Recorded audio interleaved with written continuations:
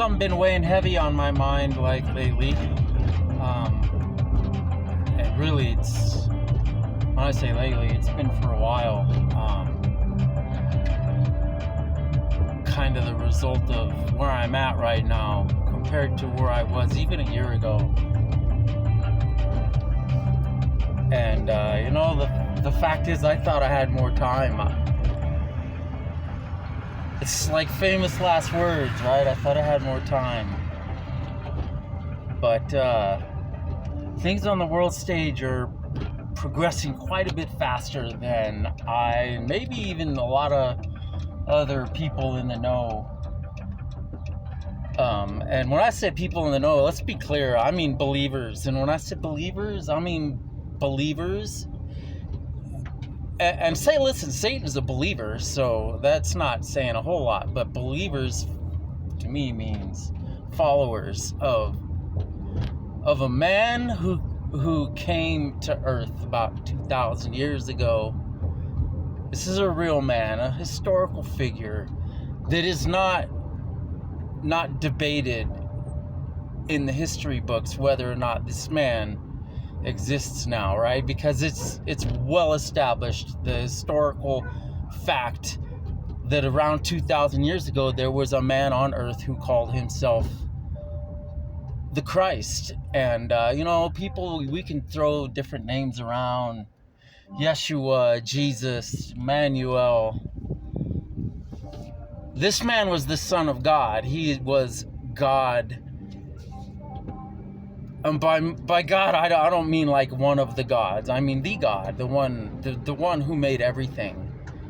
And and you know what threw me for the loop, I think, and a lot of people, was the stuff that's coming back from the James Webb Telescope, atmospheric phenomena, these freaking UFOs.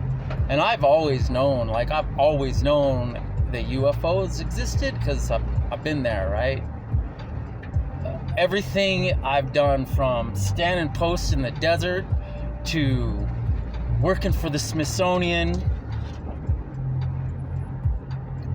it's all like very clear to me that there's a history on this planet that has been obscured and hidden and twisted and misstated flat out.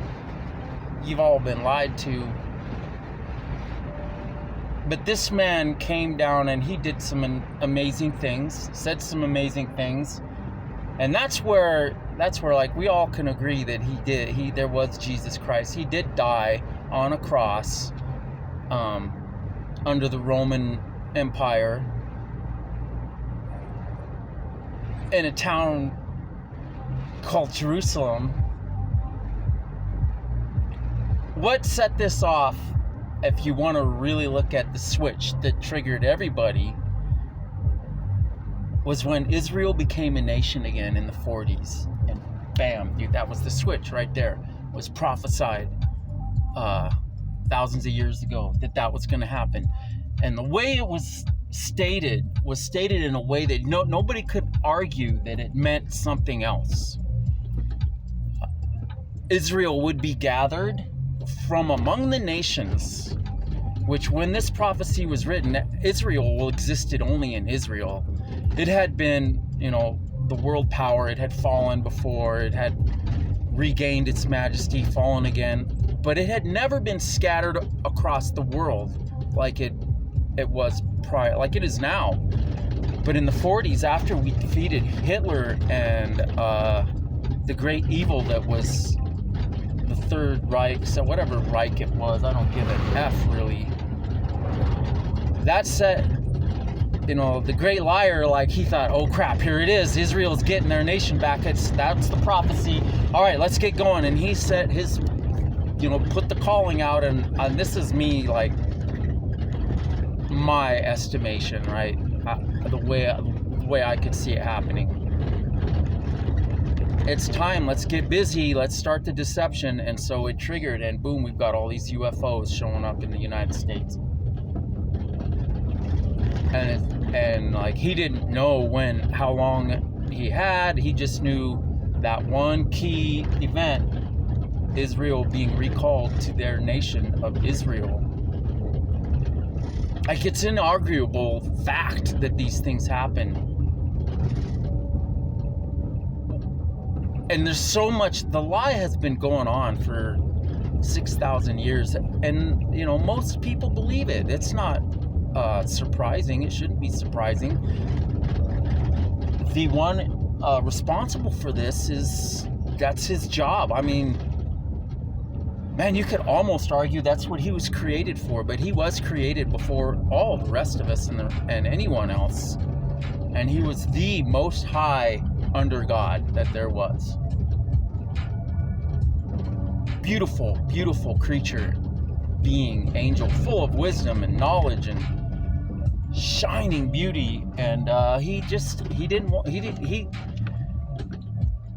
got used to all the attention he was getting for being like the next highest to God, and he's like, I want to be God. I think I can be God. Why not? I can do that.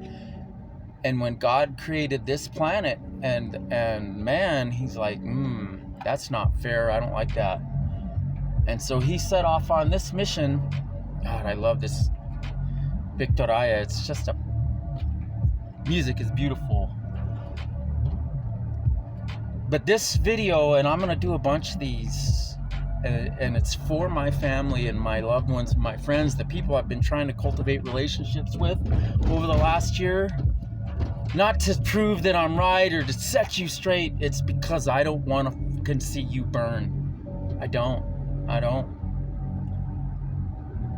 And man, I thought I was good to go for most of my life. I considered myself a saved Christian. I suppose at one point I was, when I was younger. You know, after some crazy things happened to me overseas before I even joined the military, that opened my eyes to a world that was ruled by principalities and powers that we can't see as humans most of the time. And what you're gonna see is dependent on what you believe in. But some things happened over the last couple of years that have like opened my eyes to the fact that I was living a lie, baby. All of it. Premarital sex, fornication, the hate, the anger, the fighting, constantly wanting to just. And I gotta tell you, I mean, they're showing up to the gym and my freaking entrance is blocked by road closures, so I'm gonna have to go around. But you guys should listen to what's coming, and because we're running out of time, and some of us are gonna vanish like overnight. You know, I haven't studied into the rapture all that much because it has never really been that important to me, and it's important to me now because when it happens, it's too late. At that point, I can no longer affect the people that I love until it's all over, right? And I get to see the ones who found the light, found the way. And I'm telling you, this is not some fairy tale, bogus, like old bearded guy in the sky tale that you tell your kids. This God is real, and God is more than one person. Like, and I use